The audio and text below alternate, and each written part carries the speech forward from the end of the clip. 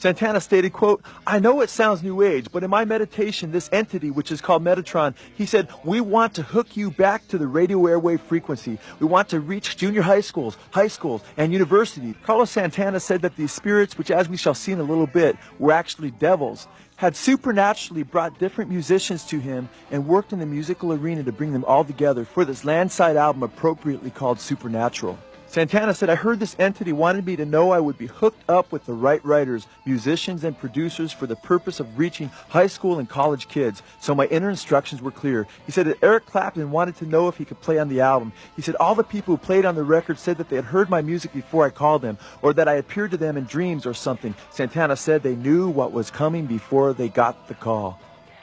Santana admits that he is channeling music from the same spirit entities that used Jimi Hendrix, who himself claimed to be demon-possessed. He said, quote, "There is an invisible radio that Jimi Hendrix and Coltrane tuned into, and when you go there, you start channeling other music." Santana told Rolling Stone magazine, quote, "You meditate and you got the candles, you got the incense, and you've been chanting, and all of a sudden you hear this voice, write this down." Santana described receiving information from the spirit world like a human fax machine. He sat me down and he told me that he had done his meditations and that he had spoken with his wife and that he had spoken with the angels, and they had come to him and they had told him that this is what he needs to do. Santana's angels are really devils who are using Santana to communicate Satan's age-old lie that we are gods. Like, yeah, okay. Yeah, I want to get tapped into what he's doing. And what you're going to see with regard to Jimi Hendrix is that not only did he admit to being demon-possessed, but he admitted that his music had just come out of him, and that it affected other people because these demons were using his music. And Jimi Hendrix, even decades after he died, Rolling Stone put him on the front cover of one of their magazines and touted him as the greatest guitarist of all time. He's still regarded that way. And in VH1's countdown of best artists, he made the top 5. But what you're about to see is that Jimi Hendrix was really not Jimi Hendrix. The power of Jimi Hendrix was a demon spirit, or more than one demon spirit, using him and channeling music through him, even as we saw earlier with Carlos Santana, who spoke of channeling the same music that Jimi Hendrix does. Let's check out this clip and see what happened in the 60s through music.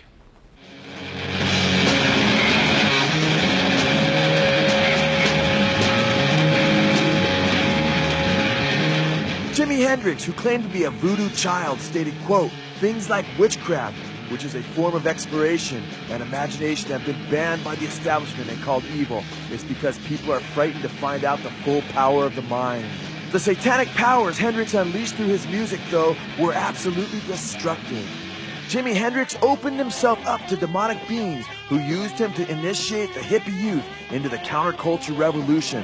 Alan Douglas, the executive curator of Hendrix's musical estate, admitted his spirit possession. Now, one of the biggest things about Jimmy was what he believed, and he believed that he was possessed by some spirit, and I got to believe it myself, and that's what we had to deal with all the time. And he was very humble about discussing it with people because he didn't want people to feel like he was being pretentious and so on, but he really believed it, right? And he was wrestling with it constantly. Jimi Hendrix's live-in girlfriend, Fane Pridgeon, also spoke of Hendrix's admission to being demon-possessed and related his demon possession to the reception of his music. He used to always talk about some devil or something was in him, you know, and he didn't have any control over it. He didn't know what made him act the way he acted and what made him say the things he said, and songs and different things like that just come out of him, you know. But at first I used to think it was a cop-out when he had really done me in, right? And he'd say, "I don't know what come over me, you know, I really can't understand it." And, you know, he used to just, you know, grab his hair or something, or put his hand, or stand in the mirror, or cry or something. Oh, Lord, it was so sad when he would cry.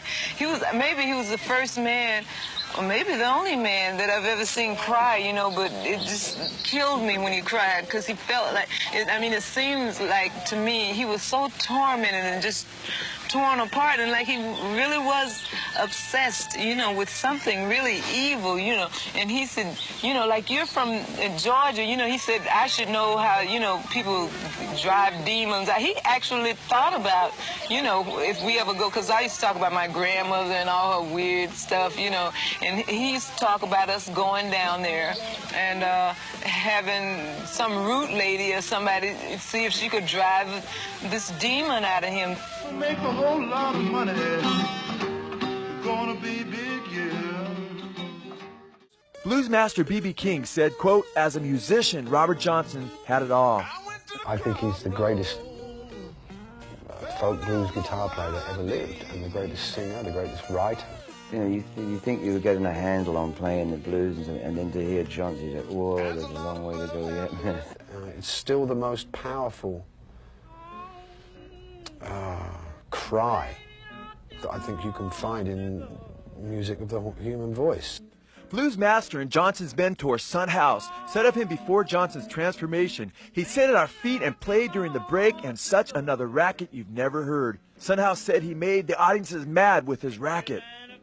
Son House went on to say of Johnson before he made his alleged pact with Satan that he was a talentless and even an irritating guitar player. But he's followed me and Willie around on Saturday night, yeah, Willie Brown.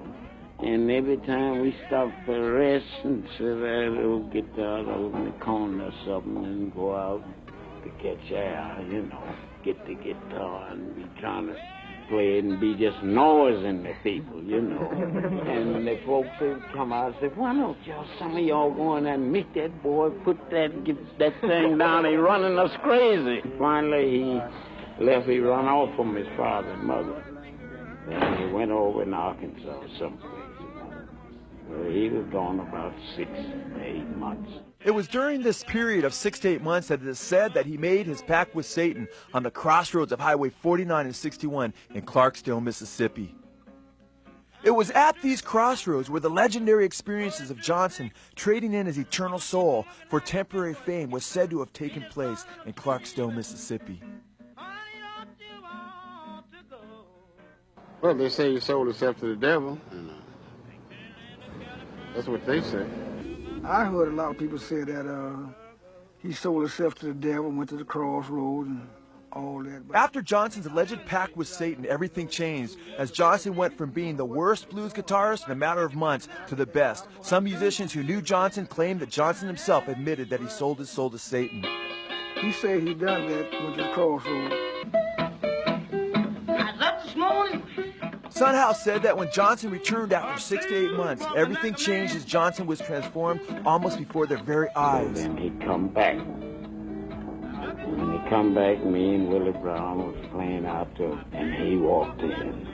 He said, can I hit a little tune?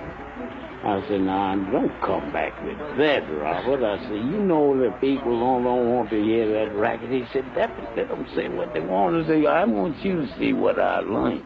Son House said when he finished, all of our mouths were standing open. They couldn't believe what they were hearing. Son House declared emphatically, quote, "He sold his soul to the devil to play like that."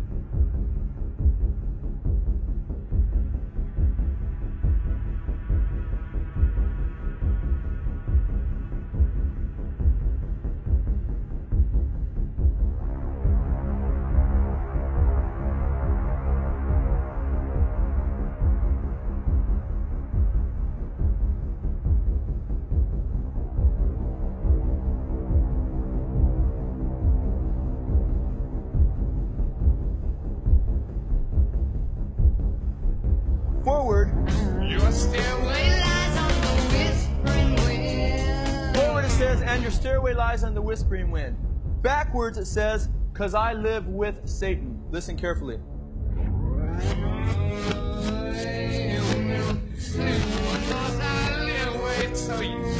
The demons lift up, because this isn't Led Zeppelin, this is spiritism, and spirits working through Robert Plant. Backwards, they lift up the backwards path. Backwards, it says, here's to my sweet Satan.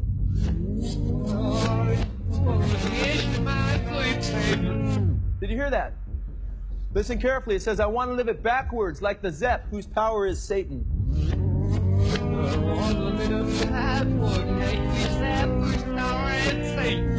Did you hear that? Then it says, he will give you 666.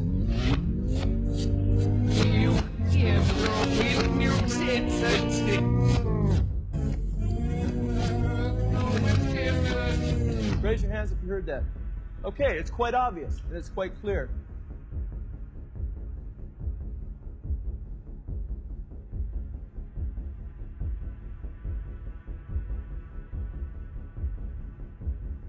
I struggle with some of the lyrics from particular periods of time, and I don't know, you know, the musicality and the construction of it is you know, it's peerless. But maybe I didn't quite feel the same about the lyrics a little bit later on in life as I got a bit further down the road. Maybe I'm still trying to work out what I was talking about. Maybe you were channeling, Robert. Channeling is a good one, yeah. Oh, in Glyndŵr is, you know, that's where it came from, yeah. We have already seen that Page admitted, I've employed Crowley's system into my own day-to-day life, and that is the way big names are made these days. Crowley's system was to establish contact with demons, spirits. The biography Hammer of the Gods states that Jimmy spent his days in his suite with his shades drawn and candles lit. He spent his days and nights wide awake, holding his guitar, waiting for something to come through. Robert Plant admitted that his reception of the song was automatic. In the occult, automatic writing takes place as a demon channels a message through the human medium. He must have written 3/4 of the lyrics on the spot, said Page. He didn't have to go away and think about them. Robert Plant admitted, Page had written the chords and played them for me. I was holding the paper and pencil, and for some reason I was in a very bad mood. Then all of a sudden I was writing out words. There's a lady who's sure all that glitters is gold and she's buying a stairway to heaven. I just sat there and looked at the words, and then I almost leapt out of my seat. Stairway to Heaven is actually laced with backwards satanic messages. We are talking about words that say one thing forward, and then when those same words are played backwards, there is yet another intelligible message. This satanic phenomena goes far beyond the scope of human ingenuity and is demonically inspired. Bob Garcia of A&M Records stated, quote, it must be the devil, because nobody here knows how to do it. Here we see Robert Plant, while singing Stairway to Heaven, telling his fans that sometimes words have two meanings, as he signs with his hands that they are both forward and backwards. There's a sign on the wall, but she wants to be sure, 'cause you know sometimes words have two meanings.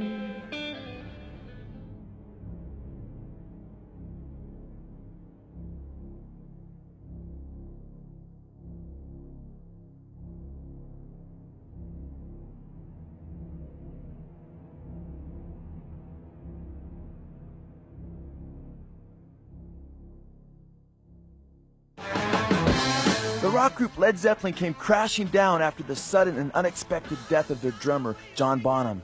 Zeppelin, who sang about having hellhounds on their trail, met with many bizarre tragedies before their ultimate demise. In 1975, both Robert Plant and his former wife, Maureen, were severely injured in an almost fatal car accident in the island of Rhodes. Rock journalist Gary Herman, in his book Rock and Roll Babylon, noted the strange course of events that had come to be known as the Zeppelin Curse, picking it up in 1976. He stated, quote, it is certainly true that Led Zeppelin as a group have had a peculiarly tragic record of untimely death and severe accidents associated with themselves and their entourage. In 1976, Zepp associate Keith Harwood died in mysterious circumstances. Keith Ralph, formerly of the Yardbirds, which formed the nucleus of Zepp, committed suicide, and the wife of Zepp's road manager, Richard Cole, also died. In 1977, Robert Plant's 5-year-old son, Carrick, died of a virus infection while the group was touring in America. He states that Philip Hale, a photographer, friend of Jimmy Page's, died at one of Page's homes after ingesting too much morphine, cocaine, and alcohol. And in 1980, at another of Page's houses, John Bonham met with his untimely end. Bonham, Led Zeppelin's drummer, like Jimi Hendrix and Bon Scott of AC/DC before him, choked to death on his own vomit.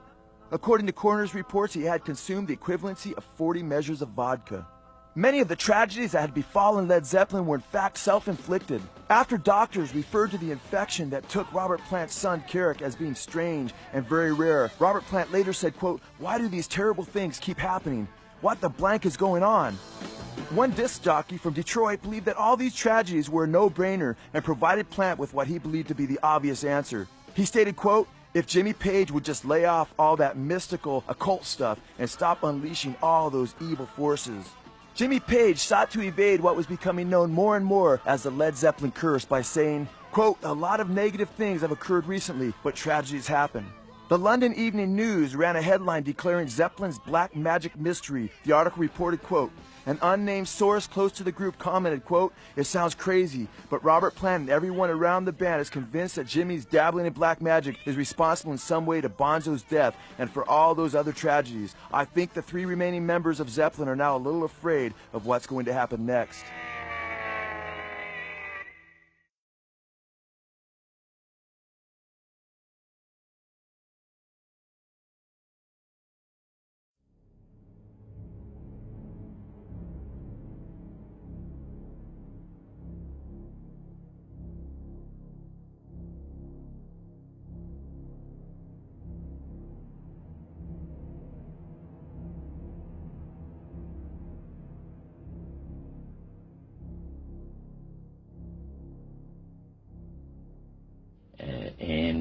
As we talk, the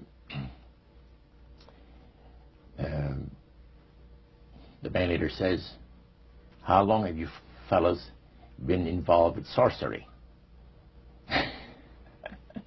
And he shocked us a little bit, and I said, "Exactly what do you mean?" "Well," he said, "you know, what you people are doing, talking to the supposed spirits of the dead." He says, this is silly." And this man had been at the seance with you. Yeah, oh yeah. And he's telling you that it's silly what you've just done. Because see, my wife, he says, goes to these seances because she gets comfort and she gets something good out of it, good feeling out of it. And she lives for what the spirits, are going to see that the future is going to be like. To me, he says, I can't bother with this stuff. He says, I want power. I go right to the source of power. And he says, how do you think that I became famous the way that I am? Well, I said, you must have had some good luck. Well, he says, there's no such thing as good luck. He says, there's either some power working for you somewhere, or you don't get ahead in this world. Not in my type of occupation. So it went from there. We got talking about spirit worship. Did it intrigue you? Or did it make you want to find out more about what exactly he was talking about? Yeah. So, he said the supposed spirits of the dead that you're talking with are demon spirits. They're fallen angels. They're beautiful beings. Just set it out, just like that. Oh, yeah. It didn't make you uneasy when he said they were... Well, it shocked you a little bit, something that you first hear mentioned to you. He said, you guys have got a great future ahead of you. Because we've been told, the high priest of our society, secret society, has been told that the master has very special plans for you too. Now, what did he mean by the master? Satan. And we were interested to hear more about it. And he told us, he says, look, we worship spirits. We worship Lucifer and all his angels. They're just as beautiful as they did before they were cast out of heaven. He says there was a misunderstanding in the whole thing. He said among the inhabitants of the galaxies. And he says our master was misunderstood. Your friend, George, took you and Roland to this mansion where people worshipped the demons. Mm-hmm. What was it like there? What kind of people were there? Well, it was a big surprise for me, as I kind of made up in my mind an idea that they were going to be rough-looking characters. But as we entered the place, I was amazed to see that they were all very well dressed, well-mannered, and that a lot of the people, as we were being introduced to people, were professionals, doctors, attorneys, a lot of business people. And see what they had a praise session to the gods, which is the spirit counselors, which are in charge of legions of spirits, of demon spirits. And they talk about what the Lord of their lives has done for them. The medical doctor that was telling us how he was making operations that had never been made before because people had to be awake, have no feeling. He was able to, carry on the surgeries that had not been done before. But the spirits would give that capacity to be able to operate without people feeling any pain and things. And also without no problem with the blood, because as he would cut his incision, because the incisions, everything open and with no blood running. So he could do the work that has not been done before.